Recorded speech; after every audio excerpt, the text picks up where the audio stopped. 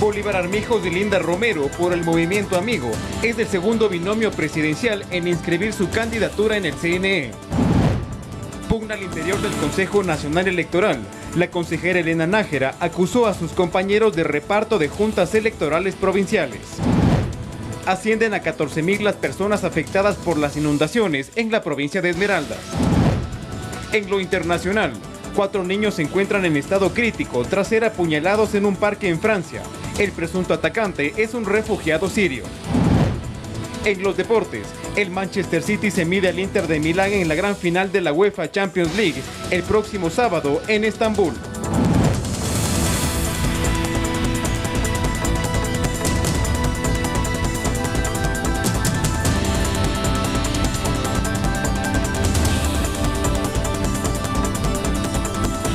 Televidentes, muy buenas noches, bienvenidos a Noticias 7, emisión estelar, gracias por acompañarnos. Tenemos importante información para todos ustedes.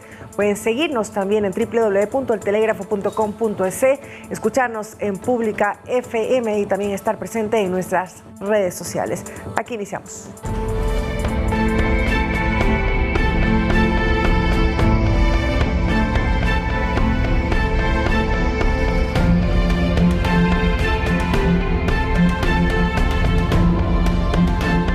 Las autoridades de Esmeraldas esperan que se declare la emergencia vial en esta provincia anegada por las fuertes lluvias. Hoy se instaló un puente tipo Bailey en un tramo de la carretera para ayudar al tránsito vehicular. El desbordamiento de 7 ríos en Esmeraldas por las lluvias del último fin de semana no solo generó inundaciones, sino que provocó serias afectaciones viales, como este socavón en un tramo de la carretera entre Atacames y Muisne. Muisne se encuentra incomunicado a través de la E15 estatal. Hemos conversado con el ministro César con la finalidad de que traigan un puente de forma provisional y que esto nos permita recuperar la vialidad. Acá se han movilizado personal y equipos del Ministerio de Obras Públicas para intentar limpiar la carretera y habilitar la vía, pero no es la única afectada y por eso piden que se declare en emergencia vial esta provincia. Para que la priorización de los recursos aterricen en los proyectos que legítimamente demanda la ciudadanía. El Ministerio de Obras Públicas informó que ya se está trasladando desde Chimborazo un puente Bailey para instalarlo en el tramo Tonchigüe-El Aguacate en el kilómetro 223. Hemos logrado mandar una cama baja que nos permita llevar las estructuras de un puente Bailey hasta el sector del Aguacate. La instalación de este puente de 30 metros de longitud tomará al menos 4 días. Son 3 puentes que se necesitan en el Cantón Muisne, la de la E15 estatal, el del Cabo San Francisco y el de Galera. Hasta el momento ya se encuentran conseguidos 2 y estamos en la gestión del tercero. Y mientras esto se gestiona, se espera la declaratoria de emergencia en esta provincia en donde más de 14.000 personas han sido afectadas por el temporal de lluvias que apenas empieza. Carolina Basante, Noticias 7. Según datos oficiales, la cifra de afectados por las inundaciones en Esmeraldas ascendió a 14.000 personas. En su mayoría perdieron sus bienes y sus viviendas aún registran agua en su interior. Han pasado varios días del desbordamiento de 6 ríos en la provincia de Esmeraldas. Según la Secretaría de Gestión de Riesgos, la magnitud de las inundaciones han dejado hasta ahora 14.186 damnificados. Gana de llorar, todo se perdió y ¿qué íbamos a hacer? Ya he llorado bastante, pero ahorita toca yo estar fuerte para que mis hijos estén tranquilos, mi esposa, darle esa fuerza. En muchos casos, los pobladores de los cantones golpeados por la tragedia se niegan a salir de sus viviendas y en otros tratan de limpiar el lodo. Tratan de limpiar un poco, ¿no? Porque es que hartísimo lodo. ¿Se piensan ir a un albergue? Tal vez que sí, porque está mojado. ¿Ya? No tenemos dónde. Estamos durmiendo aquí nosotras y nuestros hijos están tirados por allá. En Muisne el panorama aún es peor, y es que en esta zona se encuentran incomunicados. Son 3 puentes que se necesitan en el Cantón Muisne. Hasta el momento ya se encuentran conseguidos 2 y estamos en la gestión del tercero. Y es que en este cantón se desbordó el río Matambal, perjudicando a más de 50 familias en 2 parroquias rurales. Su cosa, yo no sé.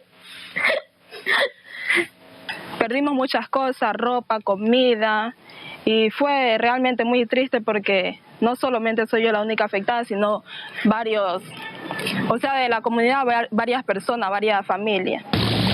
Ante esta devastadora situación, diversas instituciones públicas y privadas del Ecuador se han unido para recolectar los insumos necesarios que serán destinados para los damnificados. En 7 ciudades del país se han instalado puntos de recepción para donaciones en la provincia de Esmeraldas. En la siguiente nota les contamos dónde están estos lugares y también qué artículos se recomienda donar. Presta atención.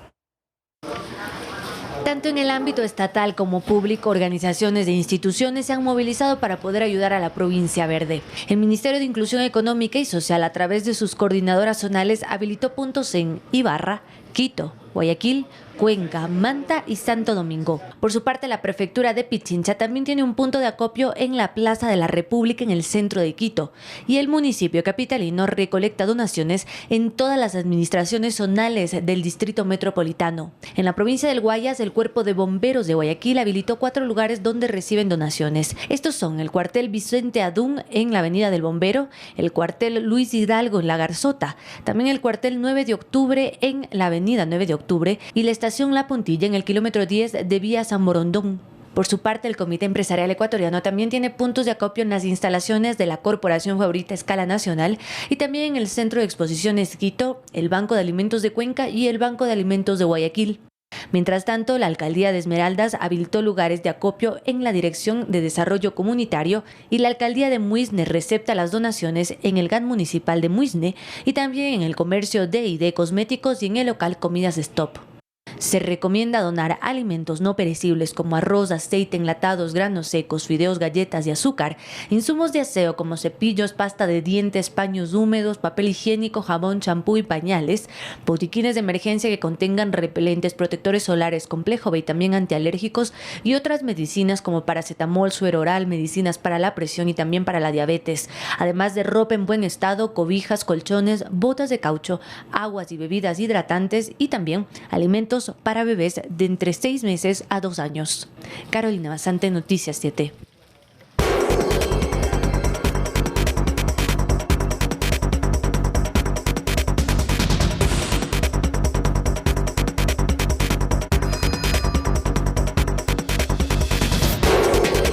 Un amotinamiento se registró la mañana de este jueves en la cárcel de El Inca, en el norte de Quito. Durante los enfrentamientos internos, 4 abogados fueron retenidos, pero afortunadamente no hubo heridos ni víctimas mortales que lamentar.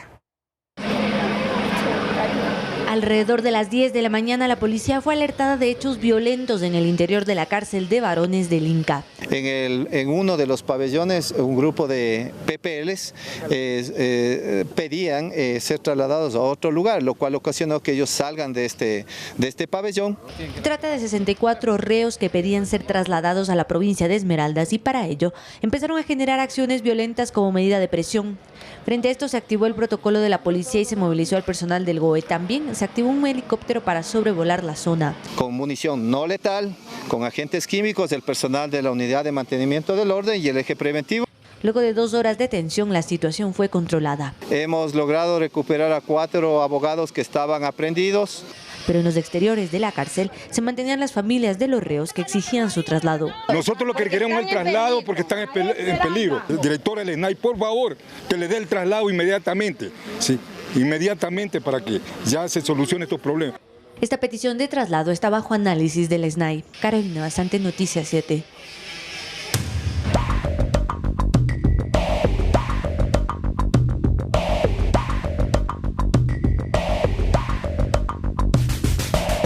Este jueves se inscribió la segunda candidatura presidencial para las elecciones del 20 de agosto. El resto de precandidatos tienen 5 días para hacerlo antes de que finalice el plazo. Ya son 2 los aspirantes formales a Carondelet para el periodo presidencial de año y medio.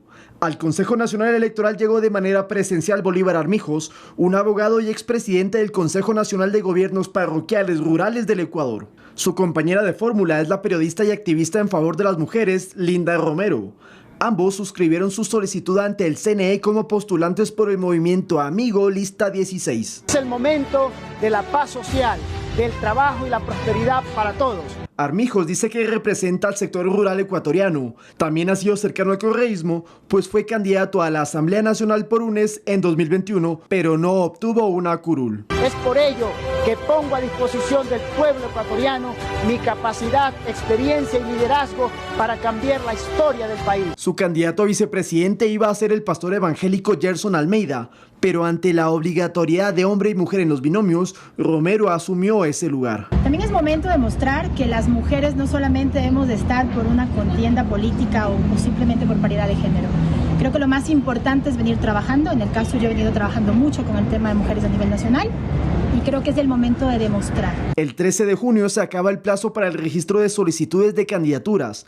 Daniel Novoa Acín y Verónica Abad fueron los primeros en acudir al CNE, auspiciados por el partido Pueblo, Igualdad y Democracia. En los próximos días deberán asistir de manera presencial los binomios Jan Topic y Diana Jacome por el PSC y PSP, Fernando Villavicencio y Andrea González Nader por el Movimiento Construye, y Yacu Pérez, Javier Herbas y Otto Sonnenhosner, de quienes, por cierto, todavía no se anuncia quién será su compañera de fórmula, al igual que UNES, que no ha confirmado la precandidatura de Andrés Arauz. Lautaro Andrade, Noticias 7.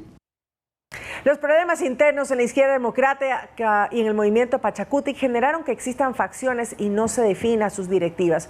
Por eso, si quisieran participar en los comicios, el CNE les dio un ultimátum antes de que fenezca el plazo de inscripción de alianzas hasta el 10 de junio y de candidaturas hasta el 13.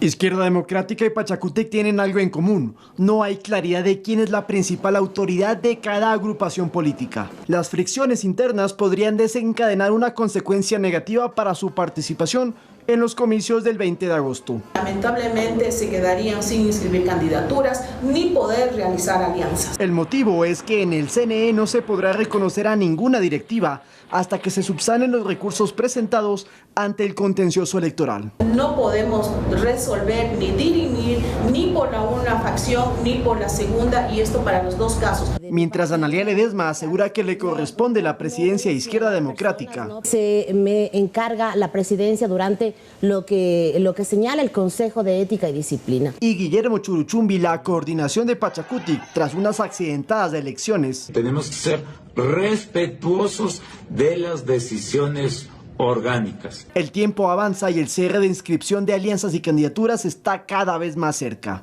Resuelvan de manera urgente sus conflictos internos para que puedan participar en el proceso electoral.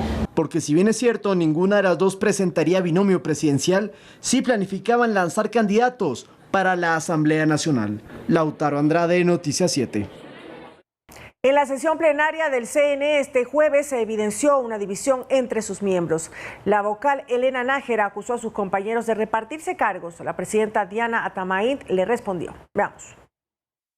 Si es burdo que se reúnan los cuatro, se repartan presidencia, vicepresidencia, tú vas para acá, yo voy para acá, tú vas para acá, yo para acá, etcétera, etcétera. Y Pichincha principalmente está lleno de cantidad de personal que no es idóneo ni capaz al silencio y complicidad de todos ustedes. Esta acusación la realizó Elena Nájera, consejera electoral, luego de que estuviera a punto de clausurarse una sesión telemática del Pleno del Consejo Nacional Electoral.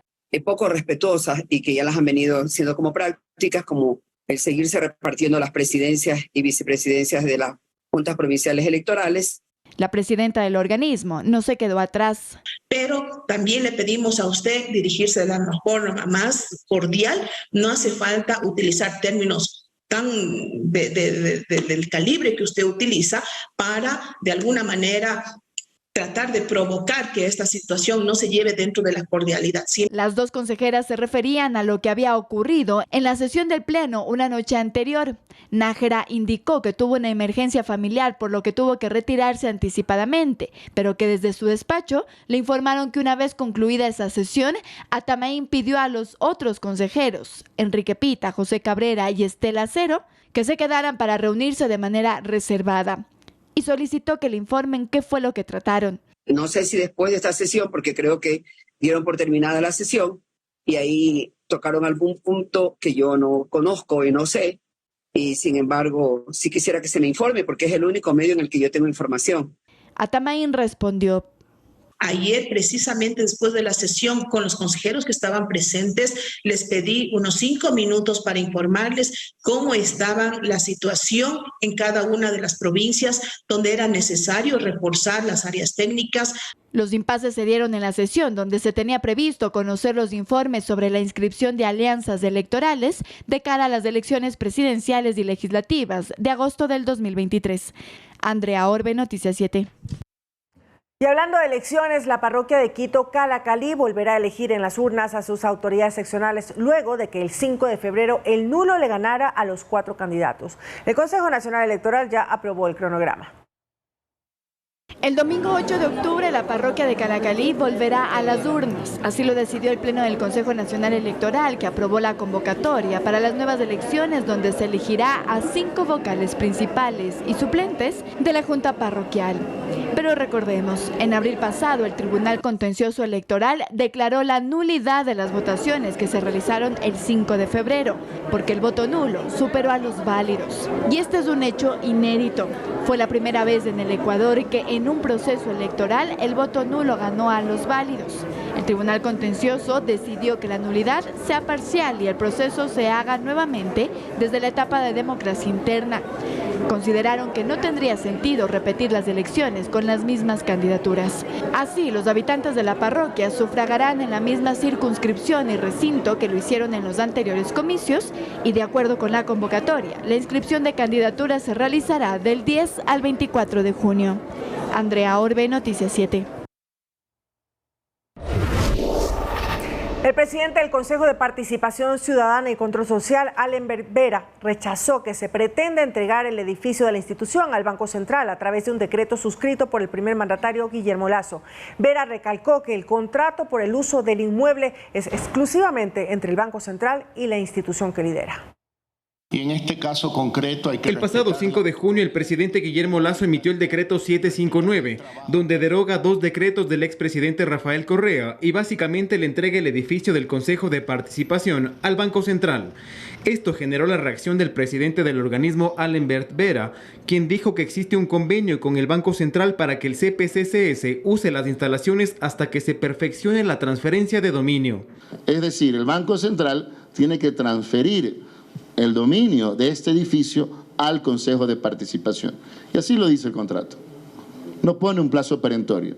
¿Está sujeto a qué? A actividades de índole administrativa, como lo es el generar una propiedad horizontal para poder hacer la división del edificio. Según dijo, este contrato está vigente entre el Consejo de Participación y el Banco Central y que si se querían hacer varios cambios en las cláusulas, habían otros caminos. Si se quería hacer de esta manera, utilizar esta herramienta que es el contrato, solicitar la respectiva mediación, arbitraje y de ahí resolver. Entonces es el Banco Central quien tiene que remitir la presidencia y decirle, oiga, yo tengo que respetar este contrato. Mencionó que se defenderán en derecho y que ya tienen varias acciones en mente. Hay 3 mecanismos que se están analizando. Uno, demandar al Banco Central por incumplimiento contractual. Estamos estudiando demandas civiles para el cumplimiento del contrato y de ahí pues nos quedan las acciones constitucionales.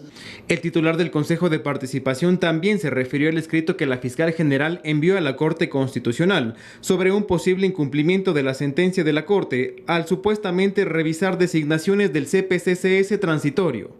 Estamos presentando un escrito a la propia Corte Constitucional para ser recibidos ante el Pleno.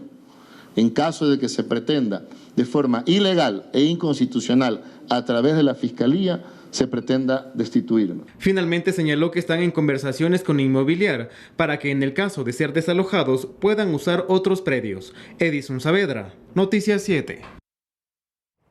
La Corte Constitucional, mediante audiencia, convocó a representantes del Gobierno Central para que justifiquen la suscripción del decreto Ley de Inversiones que dispone la creación de zonas francas en el país.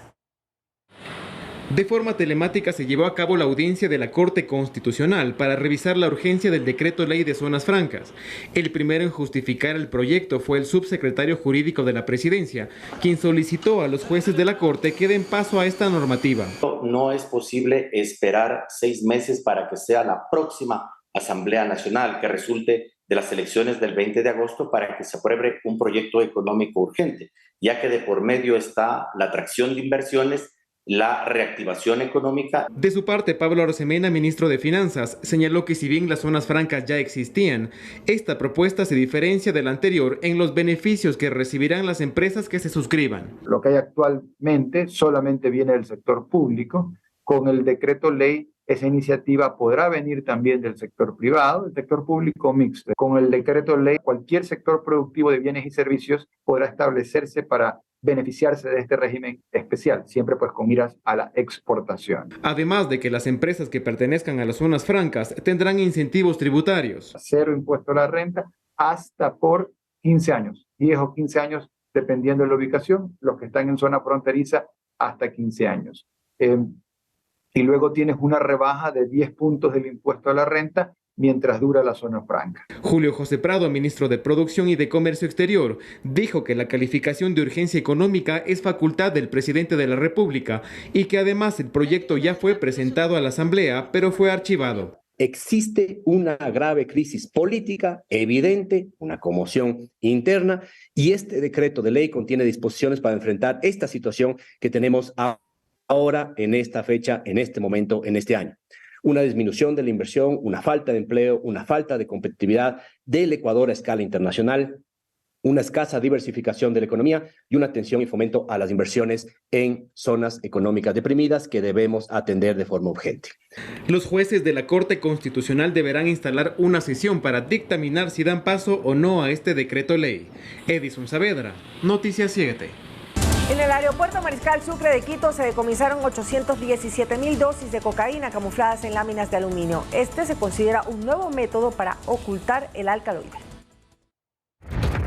Cerca de las 11 de la noche del jueves 7 de junio, se llevó a cabo un operativo en la terminal internacional del aeropuerto Mariscal Sucre en Quito, donde se encontró en 10 cajas de flores una sustancia blanquecina. Debido al perfil de riesgo, se procede a realizar un registro manual y visual a las 10 cajas de cartón de color café. El hallazgo se llevó a cabo en el centro de acopio, primer filtro previo al ingreso al área de carga.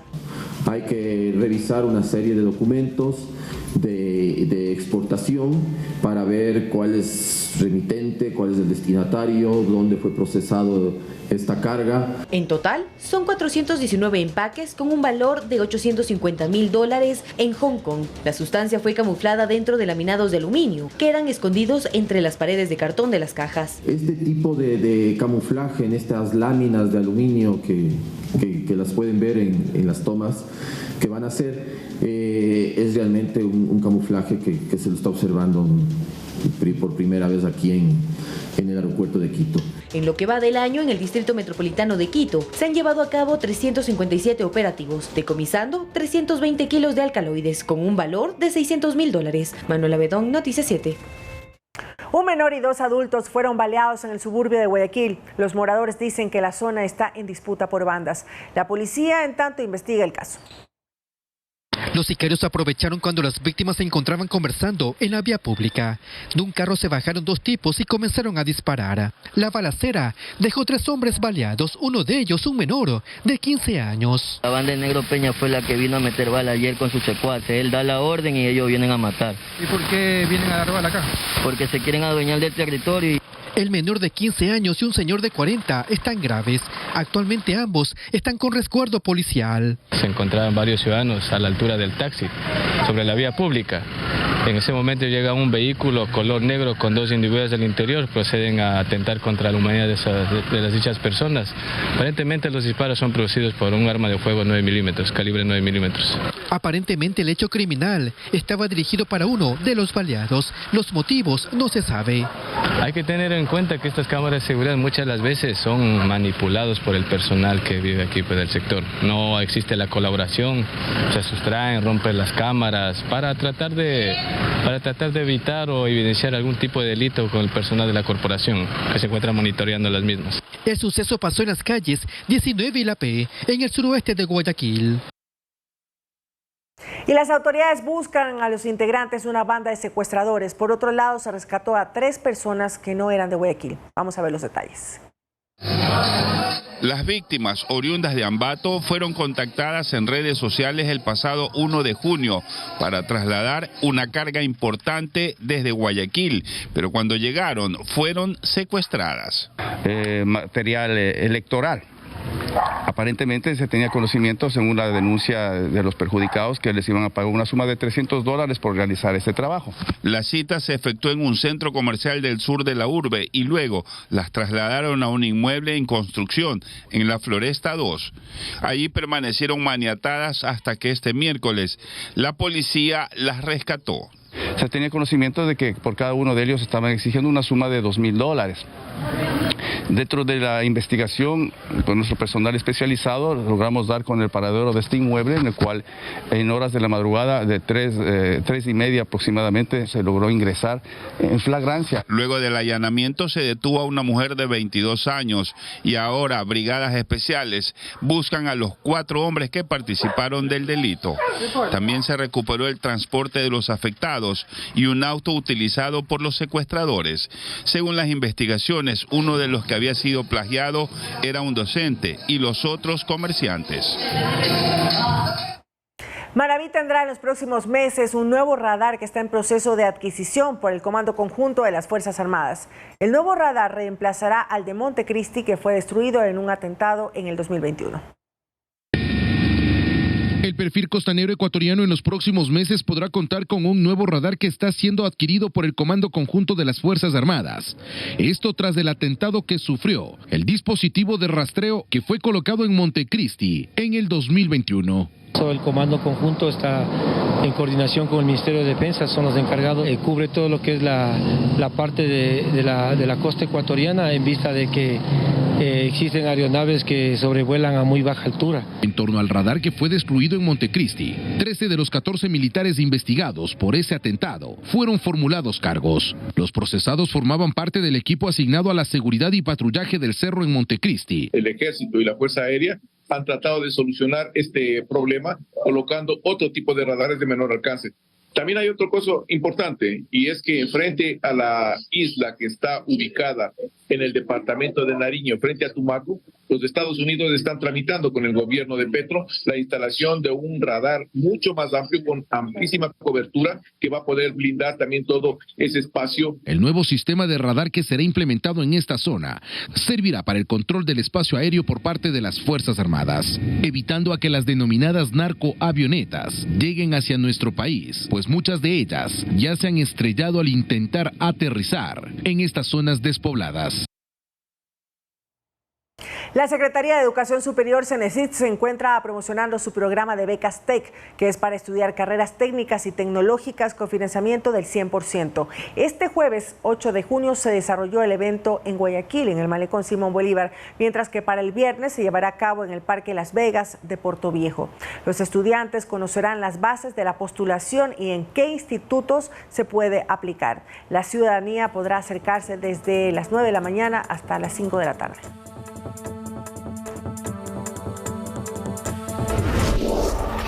Tras 15 años de lucha, los ex trabajadores de Cervecería Nacional lograron que la Corte Constitucional fallara a su favor en el pago de utilidades adeudadas entre 1990 y el 2005, en un plazo no mayor a 90 días y mediante un cronograma establecido. En total son 2.608 ex empleados y los herederos de 200 trabajadores que ya fallecieron, que serán reparados económicamente. La medida de la Corte es inapelable.